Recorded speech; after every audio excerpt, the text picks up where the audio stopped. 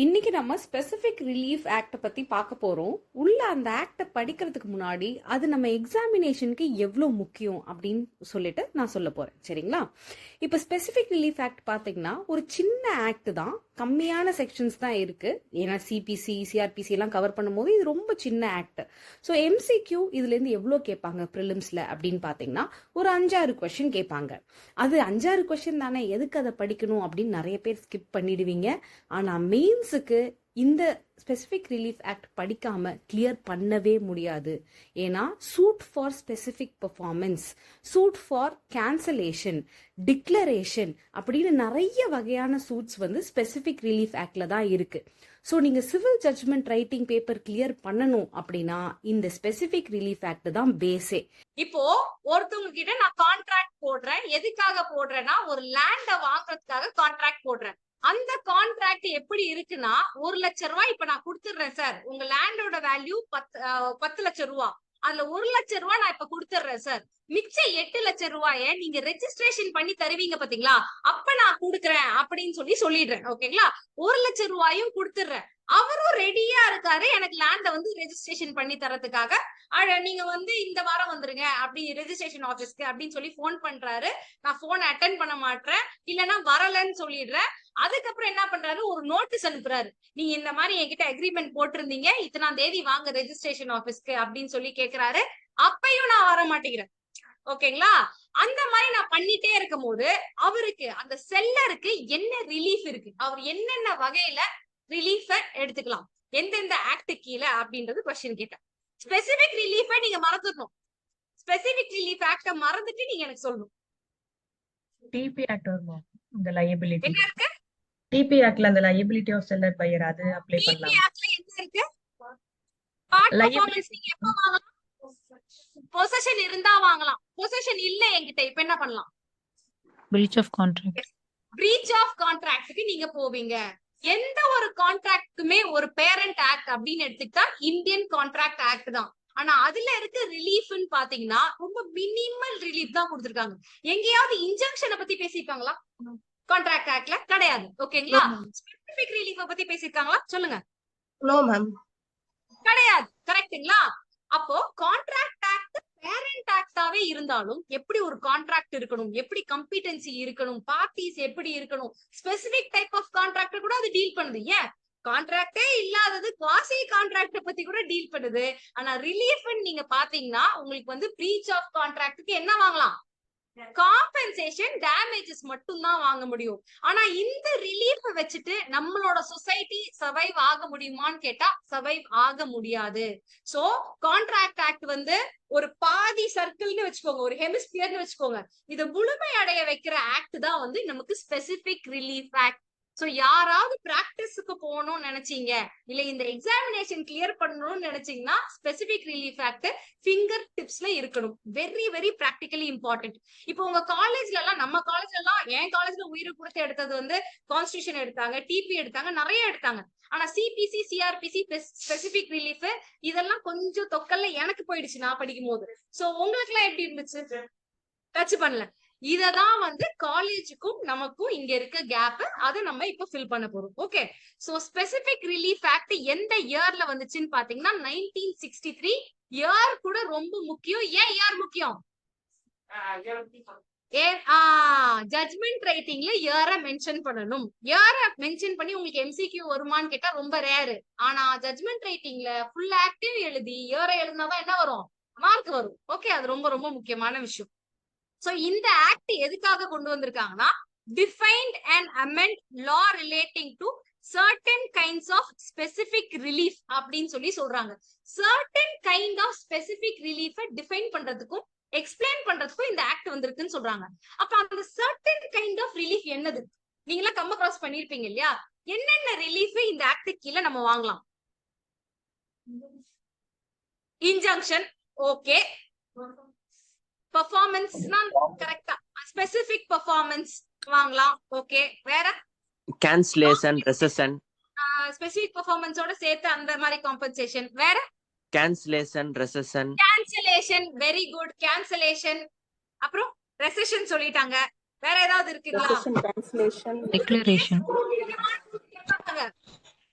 Declaration. Declaration. So இந்த வார்த்தைகள் சைட்ல எழுதி வச்சுக்கோங்க. ஃபர்ஸ்ட் வந்து பொசஷன்.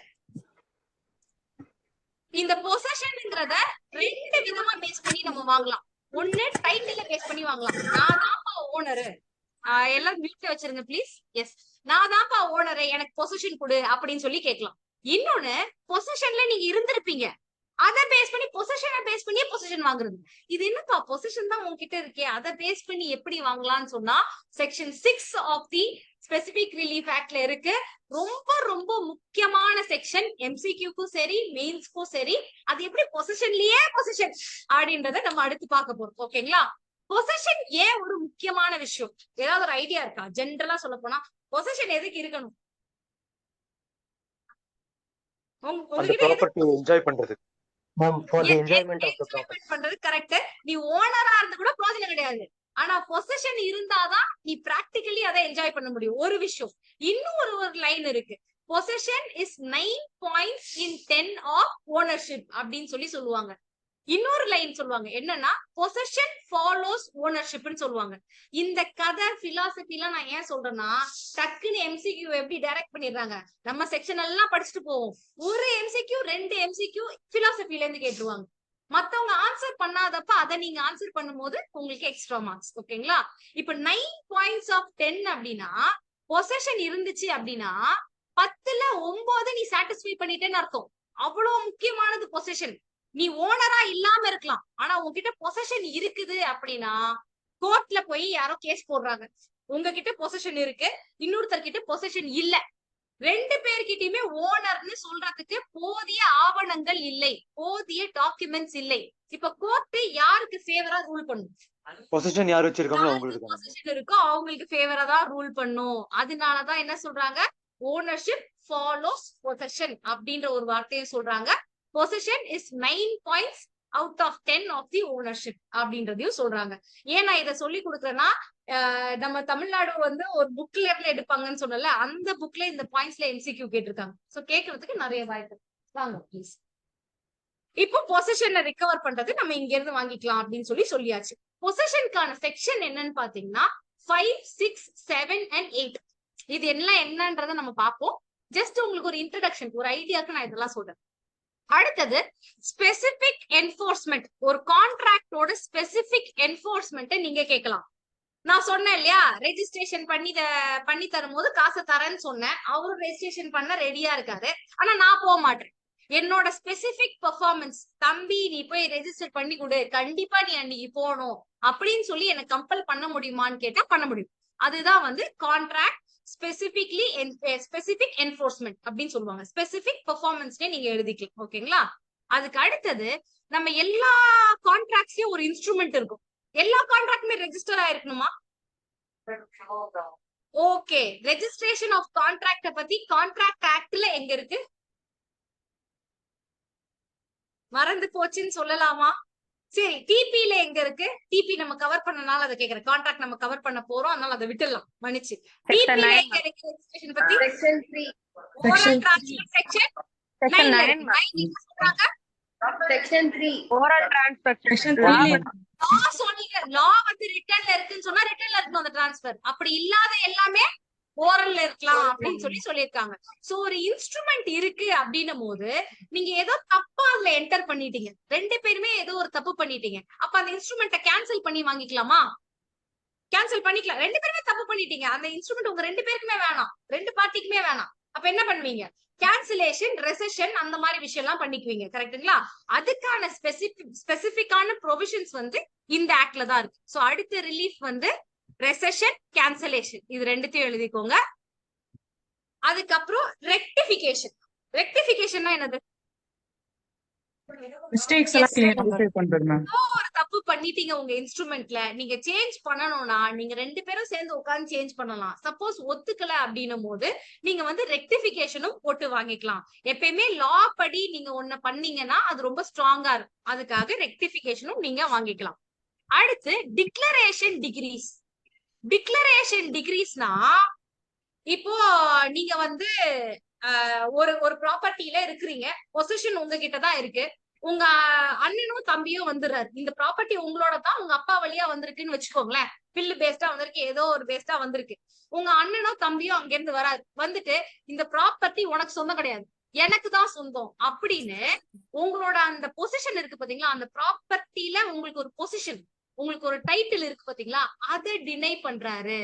அப்படின்னும் போது நீங்க என்ன பண்ணலாம்னா, நீங்க டிக்ளரேஷன் சூட் போடுவீங்க. நான் தான் இந்த ப்ராப்பர்ட்டியோட ஓனர் அப்படின்னு டிக்ளேர் பண்ணுங்க கோட்ரார் அவர்களே, உங்ககிட்டதான் வருவாங்க அப்படின்னு சொல்லி கேட்கலாம். இதுதான் வந்து டிக்ளரேஷன் டிகிரீஸ். ஓகே, இத கேட்கலாம். ஃபைனலி இன்ஜங்ஷன்ஸ். இன்ஜங்ஷன்ஸ்னா உங்களுக்கு டிரான்ஸ்லேஷன் என்ன வரும்? உறுத்து கட்டளைகள். ஓகேங்களா? இந்த உறுத்து கட்டளைகளை பத்தி ஸ்பெசிபிக் ரிலீஃப்லயும் இருக்கு, இன்னும் ஒரு இடத்துல இருக்கு. எஸ், சிபிசில இருக்கு. நம்ம அது ரெண்டுத்தையும் சேர்த்து படிக்கணும். ஆனா ரொம்ப ரொம்ப இப்ப ஒரு ஐடியா கிடைச்சிருக்கா எதை பத்தி நம்ம படிக்க போறோம் அப்படின்னு? டன். இப்ப first section 1 specific relief act அந்த பேரை சொல்லுது. இவங்க செக்ஷன் 1 தான் எப்பயுமே அம்மா, இந்த குழந்தையோட பேரு இதுதான் அப்படின்ற மாதிரி ஸ்பெசிபிக் ரிலீஃப் ஆக்ட் ஆஃப் 1963. இது எந்த எக்ஸ்டென்ட்டுக்கு அப்ளை ஆகும் அப்படின்றதையும் அங்கதான் சொல்லியிருப்பாங்க. Whole of India except Jammu and காஷ்மீர்னு போட்டிருக்காங்க. இது கரெக்டா? அப்ப specific relief act Jammu and காஷ்மீருக்கு அப்ளை ஆகுமா? ஆகும். அது எது மூலியமா அப்ளை பண்றாங்க? Jammu and Kashmir. Yes, Jammu and Kashmir reorganisation act கொண்டு வந்தாங்க.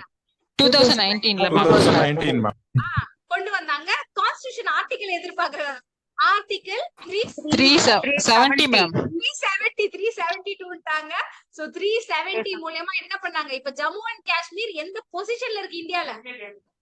யூனியன் டெரிட்டரியா இருக்கு. இப்ப பாண்டிச்சேரிக்கு எப்படி அப்ளை ஆகுமானா இதுவும் அப்ளை ஆகும். அவ்வளவுதான், அந்த ஈக்குவல் ஃபூட்டிங்ல தான் இருக்கு. இதை ஞாபகம் வச்சுக்கோங்க. ஓகே, நெக்ஸ்ட் வந்து நம்ம டெஃபினிஷன் கிளாஸஸ்க்கு போயிடுறோம்.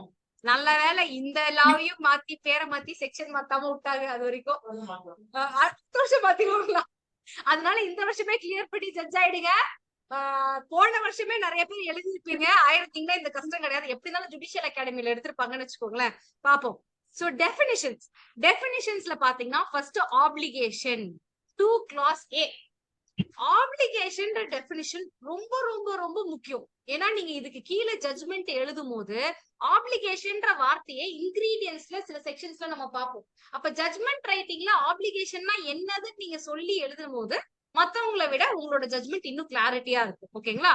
சோ அப்படியேப்பட்ட ஆப்ளிகேஷன் என்னன்னா, every duty enforceable by law is an obligation. உங்களுக்குன்னு ஒரு கடமை இருக்கு, அந்த கடமைய நான் கோர்ட்டுக்கு போய் உங்களை பண்ண சொல்லு அப்படின்னும் போதுதான் அது எவ்ரி டியூட்டி என்ஃபோர்ஸபிள் பை லாவாக மாறுகிறது. எனக்கு காலையில வந்து சாப்பாடு, என்னோட அக்கா இருக்கான்னு வச்சுக்கோங்க, தினமுமே அவதான் சமைச்சு தருவா சாப்பாடு. சோ ஒரு மாசம் சமைச்சு தர மாட்டா, சோம்பேறி நீயே சமைச்சுக்கோன்னு சொல்றான். இதை நான் கோர்ட்டுக்கு எடுத்துட்டு போய் அவங்க கேட்க முடியுமா? இல்ல இன்னைக்கு என் கூட தான் டின்னர் எப்பயுமே சாப்பிடுவாரு என் வீட்டுக்காரு, ஆனா ஒரு மாசமா சாப்பிட மாட்டேங்கிறாரு, அவரே தனியா ஜாலியா சாப்பிட்டுட்டு இருக்காரு. அப்படின்னா நீங்க வாங்க வந்து என்கிட்ட சாப்பிடணும் அப்படின்னு சொல்ல முடியுமா? முடியாது. சோ சில டியூட்டிஸ் இருக்கும், அந்த டியூட்டி என்ஃபோர்ஸபிள் பை லாவாக இருக்கும். என்ஃபோர்ஸபிள் பை லானா கோர்ட்டுக்கு கொண்டு போய் சில ஆவணங்களை காமிச்சு, சில ப்ரூஃப்ஸ காமிச்சு அவங்கள பண்ண வைக்கக்கூடிய சில டியூட்டிஸா இருந்தா அது டியூட்டில இருந்து என்னவா மாறும்? ஆப்ளிகேஷன் மாறும். என்னவா மாறும்? Application.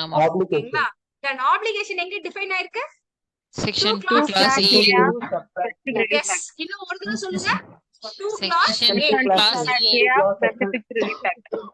Very good. Specific relief act இயரையும் சொல்லிடுங்க. 1963. இப்ப செட்டில்மெண்ட், நம்ம செட்டில்மெண்ட் டீட் டிரான்ஸ்லேட் பண்ணோம் இல்லையா? அப்ப செட்டில்மெண்ட் டீடுக்கு பேர் என்னது? தானபத்திரம். அருணதி பத்திரம். ஓகேங்களா? தானபத்திரம் சொன்னா கூட பரவாயில்ல. ஓகே, சோ அந்த செட்டில்மெண்ட் டீடுனா என்னப்பா பண்றாங்க அதுல? இப்படி சொல்லக்கூடாது, எனக்கு மீனிங் சொல்லணும். செட்டில்மெண்ட் டீட்னா அதுல என்ன பண்றாங்க? வித்அவுட் கன்சிடரேஷன் என்ன வித்தியாசம்? கன்சிடரேஷன் இருக்காது ma'am. Settlement deed consideration. Okay, settlement டீட்னா என்னது? இந்த ப்ராப்பர்ட்டி எனக்கு அடுத்து இவங்களுக்கு போகணும் அப்படின்னு சொல்லி எழுதி வைக்கிறீங்க. ஓகேங்களா?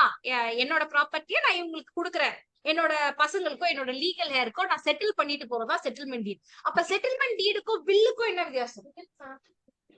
அவங்க லைவ்ல இருப்பாங்க. வில் வந்து அவங்க டெத்துக்கு அப்புறம் தான் மேம் என்ஃபோர்ஸ் பண்ண முடியும். செட்டில்மெண்ட் டீட் வந்து எழுதி கொடுத்ததுல இருந்து இது பண்ணிக்கலாம் மேம். குருப்ரியா சூப்பர். குருப்ரியா, விஷ்ணுபிரியா வேற, குருப்ரியா வேற. டன். ஓகே, குருப்ரியா என்ன சொல்றாங்கன்னா பில்லு வந்து டெத்துக்கு அப்புறம் தான் எஃபெக்ட் ஆகும். ஆனா செட்டில்மெண்ட் டீட் அப்படி கிடையாது. எப்ப அவங்க எழுதி கொடுக்குறாங்களோ அப்பவே எஃபெக்ட் ஆயிடும். சோ அதே செட்டில்மெண்ட் தான் இங்கேயுமே பேஸ் பண்ணிருக்காங்க. செட்டில்மெண்டோட டெபினிஷன் 2 clause B ல கொடுத்திருக்காங்க. செட்டில்மெண்ட்னா என்னன்னா ஒரு இன்ஸ்ட்ருமெண்ட் அத வச்சு whereby the devolution of successive interest in movable or immovable property is disposed of. So devolution of successive interest னா எனக்கு அடுத்து இந்த ப்ராப்பர்ட்டி யார் ஆள போறா, அதுதான் successive interest of a property. ஓகேங்களா? அது யாருக்கு போகும் அப்படின்னு வாங்க ப்ளீஸ் வாங்க, பரவாயில்ல, கிளாஸ் ஃபர்ஸ்ட் கவனிங்க. ஓகேங்களா? சோ அந்த டிவல்யூஷன் யாருக்கு போகுது, என் ப்ராப்பர்ட்டி எனக்கு அடுத்து யாருக்கு போக போகுது அப்படின்னு இப்பவே நான் எழுதி வச்சேன், அது எஃபெக்ட் ஆகும்னா அதுதான் செட்டில்மெண்ட். அதையே தான் இங்க கொடுத்துருக்காங்க. செட்டில்மெண்ட்னா இதுதான் மீனிங் அப்படின்னு சொல்லி கொடுத்துருக்காங்க. இது இம்மூவபிள் ப்ராப்பர்ட்டி மட்டும் தான் பண்ண முடியுமா? இங்க செட்டில்மெண்ட்டை பொறுத்த வரைக்கும் மூவபிளையும் சேர்த்து பண்ணலாம். அதை இந்த செக்ஷன்லயே கொடுத்திருக்காங்க. ஓகேங்களா? அதுக்கு அடுத்தது ட்ரஸ்ட் 2 clause C. இப்ப ஸ்பெசிபிக் ரிலீஃப் ஆக்டோட டெஃபினிஷன் எடுத்துட்டு இருக்கேன். சரிங்களா? 2 clause C ட்ரஸ்ட் டிஃபைன் பண்ணுது. ட்ரஸ்ட்னாலே உங்களுக்கு எந்த ஆக்ட் ஞாபகம்? Trust act. Trust act of 182 1882. சரிங்களா? அதெல்லாம் நீங்க அவ்வளவு ஞாபகம் வச்சுக்க தேவையில்ல, ஜஸ்ட் சொல்றேன். சோ இந்த நம்ம யூஸ்வலி எல்லா இடத்துலயும் என்ன பண்ணுவாங்கன்னா, நம்ம போய் யார்கிட்ட ஏதாவது கேட்போம், எனக்கு தெரியாது அவங்களுக்கு கேளு, எனக்கு தெரியாது இவங்களுக்கு கேளு அப்படின்னு சொல்லுவாங்க இல்லையா? அந்த மாதிரி இந்த ஆக்ட் இதான் பண்ணுவேன். ட்ரஸ்ட்னா என்ன கேட்காத, நீ section 3 of the Indian trust act refer பண்ணு அப்படின்னு சொல்லி நம்மள கை காட்டி அனுப்பிச்சிருது. நமக்கு இந்த ஆக்ட் படிக்கிறதே கஷ்டம், இதுல ட்ரஸ்ட் ஆக்ட் போர்ஷன்ஸ்ல இல்ல, அதை எதுக்கு படிச்சுக்கிட்டு தேவையில்லை. ஓகேங்களா? இதை தெரிஞ்சுக்கிட்டா போதும். அதுக்கு அடுத்தது ட்ரஸ்டி. ட்ரஸ்டினா ட்ரஸ்ட் ப்ராப்பர்ட்டியை யாரு ஹோல்டு பண்ணிட்டு இருக்காங்களோ அவங்கதான் trustee. Simple as that. Okay, trust அவங்க பேர்ல இருக்கணும் அந்த மாதிரி பெரிய டெபினிஷன் எல்லாம் கிடையாது. ட்ரஸ்ட் ப்ராப்பர்ட்டிய யாரு ஹோல்டு பண்ணிட்டு இருக்காங்களோ அவங்க பேரு தான் trustee. Okay. 2D. Every person holding property in trust is the trustee. ஓகேங்களா? 2D எழுதிக்கோங்க. அதுக்கப்புறம் 2E என்ன சொல்றாங்கன்னா, இந்த மாதிரி எந்தெந்த எக்ஸ்பிரஷனுக்குலாம் உங்களுக்கு சில எக்ஸ்பிரஷனுக்குலாம் நமக்கு மீனிங் தெரியாது, இந்த ஆக்ட்லயும் டெஃபினிஷன் இருக்காது. அப்ப எந்த ஆக்ட பார்க்கணும்? General clauses act. அது ஜெனரலா. ஆனா ஸ்பெசிபிக் ரிலீஃப்க்கு Indian contract act ma'am. Contract ஆக்ட பார்க்கணும் மேம் இது வந்து ஃபுல்லா சொல்லுங்க சொல்லுங்க, யாராவது ஏதாவது டவுட் கேட்டீங்களா? ஓகே. சோ இந்தியன் கான்ட்ராக்ட் ஆக்டும் ஸ்பெசிபிக் ரிலீஃபும் வந்து உயிரும் உடலும் போல, ஒண்ணு பிரிச்சுட்டா வேலைக்கே ஆகாது. ஓகேங்களா? சோ ரெண்டுமே ஒன்னா இருக்கணும்னுக்காக பேரண்ட் ஆக்ட் தான் எப்பயுமே நீங்க பாக்கணும். இந்த செக்ஷன் 3 வந்து சேவிங்ஸ் கிளாஸ் அப்படின்னு சொல்லி சொல்லுவாங்க. ரொம்ப முக்கியமான விஷயம். இந்த லா எதை பாதிக்காது, அதாவது ஸ்பெசிபிக் ரிலீஃப் ஆக்ட் எதை பாதிக்காதுன்னு பாத்தீங்கன்னா கான்ட்ராக்ட் ஆக்ட் தான் பேரண்ட் ஆக்ட். சோ அதுல ஏதோ ஒரு ரிலீஃப் கொடுத்திருக்காங்க, அந்த ரிலீஃப்க்கு அகேன்ஸ்டா ஸ்பெசிபிக் ரிலீஃப்ல ஏதாவது கொடுத்திருந்தாங்கன்னா அது கான்ட்ராக்ட் ஆக்ட பாதிக்குமா? இப்ப நம்ம பிரச்சனை பண்ணலாம், நம்ம அப்பாவே ஏத்துக்கிட்டு நம்ம பிரச்சனை பண்ண முடியுமா? நிறைய பேர் பண்றாங்க, ஆனா பண்ணக்கூடாது, பண்ண முடியாது. அந்த மாதிரி இந்த act will not deprive any other relief under the Indian Contract Act. ஓகேங்களா? இது எம்சிக்யூவா கேட்பாங்க. ஏன்னா இதுக்கு அடுத்த இருக்க செக்ஷன் 4 தான் வந்து எம்சிக்யூவா கேட்டுட்டாங்க ஆல்ரெடி. அப்படி இருக்கும்போது செக்ஷன் 3 கேட்க நிறைய வாய்ப்புகள் உண்டு. கான்ட்ராக்ட் ஆக்ட் தான். அடுத்தது வந்து it will not affect Indian Registration Act regarding registration of documents. ஓகேங்களா? சோ இது சேவிங்ஸ் கிளாஸ்ல இருக்கு. அப்புறம் செக்ஷன் 4 ஸ்பெசிபிக் ரிலீஃப் நீங்க எதுக்கெல்லாம் வாங்கலாம் அப்படின்னு பாத்தீங்கன்னா, ஒரு சிவில் ரைட் அதை என்போர்ஸ் பண்றதுக்காக நீங்க வாங்கலாம். ஒரு பீனல் லா, ஒரு பீனல் ப்ரொவிஷனை என்போர்ஸ் பண்றதுக்கு நீங்க வாங்க முடியுமா? இப்போ ஒரு போலீஸ் ஆபீசர் அரெஸ்ட் பண்ணணும், கண்டிப்பா அவர் பண்ணியே ஆகணும் லா படி. அதுக்கு நான் ஒரு ஸ்பெசிபிக் ரிலீஃப் சூட் போடுறேன், கண்டிப்பா அவர் பெர்ஃபார்மன்ஸ் பண்ண சொல்லுங்க. அந்த மாதிரி நம்ம போட முடியாது. சிரிப்பு வருது இல்லையா? இது எம்சிக்யூவா கேட்டுட்டாங்க, அதுல நிறைய பேர் தப்பா எழுதிட்டாங்க.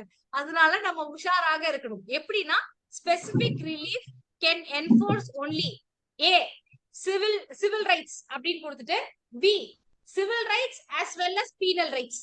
அந்த மாதிரி உங்களுக்கு கேக்குறாங்க. சோ இதுக்கு சிவில் ரைட்ஸ் ஒன்லி அப்படிங்கிறது உங்களுக்கு தெரியணும். அது செக்ஷன் 4ல இருக்கிறது தெரியணும். Okay, done. இப்ப செக்ஷன் 5க்கு வந்துரும். அதுக்கு முன்னாடி இத ஒரு சின்ன ரிவிஷன் செக்ஷன் வைஸ். ஓகேயா? எக்ஸ்டென்ட் ஆஃப் தி ஆக்ட் எதுல சொல்லிருக்காங்க? எந்த செக்ஷன்ல? செக்ஷன் 1. செக்ஷன் 2ல கிளாஸ் ஏ எதை பத்தி சொல்றாங்க? ஆப்ளிகேஷன் பத்தி. 2B எதை பத்தி சொல்றாங்க? செட்டில்மெண்ட். அப்ப ட்ரஸ்டி அப்படிங்கறத எதுல சொல்றாங்க? Clause D. 2 class D. 2 clause D ல சொல்றாங்க. C ல வந்து வாட் இஸ் ட்ரஸ்ட். ஓகேங்களா? D ல என்ன சொல்றாங்க? ட்ரஸ்டிய சொல்றாங்க. ட்ரஸ்டி. ஏதாவது டவுட் இருந்தா போய் பாத்துக்கோங்க சொல்றாங்க. அதெல்லாம் நமக்கு தேவையில்லை. எந்த 2 ஆக்ட சேவ் பண்ணுது? Contract act, registration act. Yes. அப்புறம் வந்து எந்த செக்ஷன்ல இந்த சேவிங்ஸ் கொடுத்திருக்காங்க? செக்ஷன் 3ல மேம். 3. ஸ்பெசிபிக் ரிலீஃப் நீங்க எந்த ரைட்டை என்ஃபோர்ஸ் பண்ண கேட்க முடியும்? சிவில் ரைட்ஸ் அது எந்த செக்ஷன்ல கொடுத்திருக்காங்க? செக்ஷன் 4ல. டன். ஓகே, இப்ப அடுத்து செகண்ட் பார்ட் போயிட்டோம். நம்ம ஸ்பெசிபிக் ரிலீஃப் அதுல அந்த பார்ட்டுக்கு போறோம். அதுல சாப்டர் 1 நம்ம இப்ப டீல் பண்ண போறோம். சாப்டர் 1 வந்து recovery of possession of property. So ப்ராப்பர்ட்டின்னு எடுத்துக்கிட்டா பிராடா உங்களுக்கு தெரிஞ்ச வரைக்கும் ஒரு சின்ன குழந்தை மாதிரி நீங்க வந்து 2ஆ பிரிக்கணும் அப்படின்னா என்னவா பிரிப்பீங்க? Movable, immovable property. So recovery of possession of a immovable property அப்படின்னா செக்ஷன் 5 and 6. மூவபிள் ப்ராப்பர்ட்டினா அதுக்கு அடுத்த 2 செக்ஷன் 7 and 8. எல்லாமே யோசிப்பாங்க, இம்மூவபிள் ப்ராப்பர்ட்டியோட பொசிஷனை ரிகவர் பண்ண போறீங்க, அப்ப அத ஒரே செக்ஷன்ல கொடுத்துடலாம்ல, ஏன் 2 செக்ஷன் அப்படின்னு சொல்லிட்டு டவுட்ஸ் வரும். ஏன்னா பேசிஸ் டிஃபரெண்ட். ஓகேங்களா? ஒரு இம்மூவபிள் ப்ராப்பர்ட்டி இருக்கு, அதோட ரெக்கவரியை நீங்க வாங்கணும்னா ஏதாவது ஒரு பேசிஸ் கோர்ட்ல போய் சொல்லணும் இல்லையா? அது டைட்டில் பேஸ்டாவும் இருக்கலாம், பொசிஷன் பேஸ்டாகவும் இருக்கலாம். சோ டைட்டில் பேஸ்டு வேற ஏதாவது பேஸ் அப்படின்னு இருந்துச்சு அப்படின்னா நீங்க செக்ஷன் 5க்கு தான் போகணும். சோ செக்ஷன் 5ஓட டைட்டில் எழுதிக்கோங்க, recovery of specific immovable property. SIMP போட்டிருப்பேன் நோட்ஸ்ல, அது ஸ்பெசிபிக் இம்மூவபிள் ப்ராப்பர்ட்டி. ஓகேங்களா? நீ டைட்டில பேஸ் பண்ணி ஸ்பெசிபிக் இம்மூவபிள் ப்ராப்பர்ட்டிக்கு ரிகவரி கேக்குற அப்படின்னா நீ சிபிசில என்ன கொடுத்திருக்காங்களோ ஆஸ் பர் சிபிசி கேளுடா தம்பி அப்படின்னு சொல்லி முடிச்சிடறாங்க. வேற எதுவுமே கிடையாது. நம்ம சிபிசி ஃபர்ஸ்ட் பேட்ச் இல்லாத ஸ்டூடெண்ட்ஸ்க்கு திருப்பி கவர் பண்ணுவோம். அப்போ உங்களுக்கு இதெல்லாம் கிளியரா புரியும். ஓகேங்களா? இப்போதைக்கு செக்ஷன் 5 இததான்ப்பா சொல்லுது. செக்ஷன் 5 எதை பேஸ் பண்ணி நீங்க ரிகவர் வாங்குறீங்க? டைட்டில பேஸ் பண்ணி. எதோட ரிகவரியா வாங்குறீங்க? Specific immovable property. Possession of specific immovable propertyன்றது உங்களுக்கு தெரியணும். ஏன்னா என்ன வாங்குறோன்னே எனக்கு தெரியாது, என்ன கேக்குறோன்றதே மறந்துடுவோம். Recovery of possession of specific immovable property. ஓகேங்களா? இதுல ஏதாவது டவுட் இருக்கா? கிடையாது இல்லையா? அடுத்தது செக்ஷன் 6. இதுதான் ரொம்ப ரொம்ப முக்கியம். பொசஷனை வச்சே பொசஷன் வாங்குறது.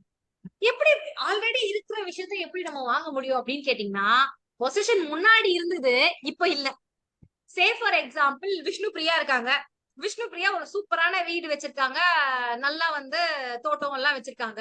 எனக்கு அவங்க வீட்டை பார்த்தா ஆசையா இருக்கு. நான் அந்த அந்த ஏரியா முனிசிபல் கவுன்சிலர்னு வச்சுக்கோங்க. நான் ஆள் பலம் எல்லாம் வச்சுருக்காங்க. ப்ளீஸ் உட்காருங்க. சோ ஆள் பலம் எல்லாம் எனக்கு பயங்கரமா இருக்கு. நான் என்ன பண்ணுவேன்? இவங்க வீட்டை பூட்டி வச்சுட்டு ஃபாரின் எங்கேயோ போயிருக்காங்க. அப்ப நான் என்ன பண்ணுவேன்? நேச்சுரலி என்ன நடக்குது? லேண்ட் கிராபிங் தான். போய் அப்படியே அமுக்கிடுவேன், கோழி அமுக்கிற மாதிரி வீட்டை அமுக்கிடுவேன். நேரா வீட்டை உள்ள பூந்துட்டு என்ன பண்ணுவேன்னா அவங்கள வெளியேற்றுற மாதிரி பண்ணிடுவேன். ஓகேங்களா? நான் இப்ப என்ன பண்ணிருக்கேன், அவங்க கிட்ட பொசிஷன்ன்றது அந்த ஆள் உள்ளதான் இருக்கணும் அப்படின்னு உள்ளே இருக்கிறவங்க அடிச்சு தொடுத்துறதும் வந்து பொசிஷனை காலி பண்றதுதான். அப்படி இல்லாம சாவி அவங்க கையில இருக்குப்பா, அவங்கதான் பொசிஷன்ல இருக்காங்கப்பா, ஆனா நான் உள்ள போய் பூட்டை அடிச்சு உடைச்சு நான் உள்ள பூந்துக்கிறேன், இதுவும் என்னது? நான் பொசிஷன் எடுக்கிறது தான் கணக்கு. கரெக்டுங்களா? சோ அந்த மாதிரி ஃபோர்ஸ்ஃபுல்லா நான் பொசிஷன் எடுத்துறேன். இப்ப இவங்களுக்கு என்ன ரிலீஃப் இருக்கு? என்ன வெளியே அனுப்புற அவங்க என்ன பண்ணுவாங்க? நான் 5 ஆளை பொசிஷன் கேட்பாங்க. அதானேங்க மேம்? எஸ், இத பேஸ் பண்ணி பொசிஷனை கேட்பாங்க. எப்படின்னா ஃபோர்ஸ்ஃபுல்லா இவரை என்ன அமிச்சிட்டாரு வெளியே, இதுக்கு முன்னாடி வரைக்கும் நான் தான் இந்த ப்ராப்பர்ட்டில பொசிஷன்ல இருந்தேன் அப்படின்னு சொல்லி பொசிஷனை ரிகவர் பண்ணிக்குவாங்க. இதுதான் பொசிஷனை பேஸ் பண்ணியே பொசிஷன் வாங்குறது. ஓகேங்களா? சோ இதுல என்னென்ன இன்கிரீடியன்ஸ் இருக்கணும் அப்படின்னு சொல்லி பாருங்க. Any person disposed without his consent. ஏன்னா நான் அடிச்சு துரத்திட்டு உள்ள வரேன், அவங்க கிட்ட கேட்டா வருவேன். வித்தவுட் ஹிஸ் கன்சென்ட் வாங்கும். ஒரு இம்மூவபிள் ப்ராப்பர்ட்டில நான் வந்து பூந்துக்கிறேன். இது எப்படி போறேன்னா, otherwise then the due course of law. Law சில டைம் கோர்ட்டே வந்து சொல்லும், இனிமேல் பொசிஷன் உங்க கையில தான் இருக்கும் அப்படின்னு சொல்லும். அப்படி டிஸ்போசஸ் ஆயிருந்தா திருப்பி எல்லாம் நீங்க வந்து கேட்டுட்டு இருக்க முடியாது. Without the due course of law, லாவை ஃபாலோ பண்ணாம நான் இந்த மாதிரி பொசிஷனை வாங்கிக்கிறேன் அப்படின்னும் போது, நீங்களோ இல்ல உங்களுக்கு கீழே ஏதோ ஒரு பர்சன் கிளைமிங் அண்டர் யூ இருப்பாங்க பாத்தீங்களா, அவங்க suit for recovery of possession போடலாம். எந்த செக்ஷனுக்கு கீழே போடலாம்? செக்ஷன் 6 கீழே போடலாம். எஸ். ஆனா இதுல 2 விஷயம் இருக்கு. ஒண்ணு, நீங்க ஒரு ப்ராப்பர்ட்டிய வச்சிருக்கீங்க, கவர்மெண்ட் அத ஆக்கிரமிச்சிருது. அதுக்கு என்ன சொல்லுவாங்க? ஒரு லேண்ட் அக்விசிஷன் ஆக்ட் இருக்கு. இந்த மாதிரி கவர்மெண்ட் பிரைவேட் ப்ராப்பர்ட்டியை எடுத்துக்கிறதுக்கு ஒரு டாக்டரின் இருக்கு. கீழே இருக்கும். இந்த டாக்டரினை எம்சிக்யூல கேட்டிருந்தாங்க. ஓகேங்களா? அதை எப்பயுமே படிச்சு வச்சுக்கோங்க. அது ஒரு முக்கியமான மெயின்ஸ் கொஸ்டினும் சரி, உங்களுக்கு இந்த மாதிரி எம்சிக்யூலையும் சரி எழுதி வச்சுக்கோங்க. ஓகே. சோ ஒரு கவர்மெண்ட் எடுத்துக்கிட்டாங்க அப்படின்னா அவங்களுக்கு அகேன்ஸ்டா நீங்க இந்த மாதிரி ரிகவரி ஆஃப் பொசிஷனுக்கு சூட் போட முடியுமா? போட முடியாது. சோ இது ஒரு எக்ஸெப்ஷன். வாங்க please. So recovery of possession கேட்க முடியாது கவர்மெண்ட்டுக்கே அகேன்ஸ்டா ஒரு விஷயம். அதுக்கு அடுத்தது உங்களை வந்து இன்னைக்கு எப்படி சொல்றது, போன ஜான்வரி பிரச்சனை நடக்குது. 2023 ஜான்வரி. ஓகேங்களா? பிரச்சனை நடக்குது. உங்ககிட்ட இருந்து ப்ராப்பர்ட்டியை நான் புடிங்கிட்டேன். அதுக்கப்புறமா நீங்க இந்த ஜான்வரி வந்து கேஸ் போடுறீங்க. ரொம்ப நாள் வெயிட் பண்ண மாதிரி இல்ல. சோ அவங்க ஒரு டைம் லிமிட் கொடுத்திருக்காங்க. நீங்க டிஸ்போசஸ் ஆகி 6 மாசத்துக்குள்ள நீங்க வந்து இந்த கேஸ போட்டுருங்க. ஓகே. சோ இன்கிரீடியன்ஸ் புரியுதா? ஃபர்ஸ்ட் உங்க கன்சென்ட் இல்லாம ப்ராப்பர்ட்டி எடுத்துக்கிட்டாங்க, அத ஃபோர்ஸ்ஃபுல்லா எடுத்துக்கிட்டாங்க, அது டிஸ்போசஸ் ஆகி 6 மாசத்துக்குள்ள நீங்க கேஸ போடுறீங்க. கவர்மெண்ட்டுக்கு அகேன்ஸ்டா இல்ல, கவர்மெண்ட் எடுத்துக்கல அப்படின்னா நீங்க செக்ஷன் 6 கீழ என்ன கேட்கலாம்? ப்ராப்பர்ட்டி எதை பேஸ் பண்ணி கேக்குறீங்க? உங்க அர்லியர் பொசிஷனை பேஸ் பண்ணி கேக்குறீங்க. புரியுதா? அப்ப டைட்டில் பேஸ் பண்ணி கேட்கணும்னா எந்த செக்ஷன்? செக்ஷன் 5. அது எதை ஃபாலோ பண்ணி கேட்கணும்? சிபிசியை ஃபாலோ பண்ணி கேட்கணும். டக்குன்னு ஞாபகம் வரணும். சரிங்களா? சிபிசியை ஃபாலோ பண்ணி கேட்கணும்.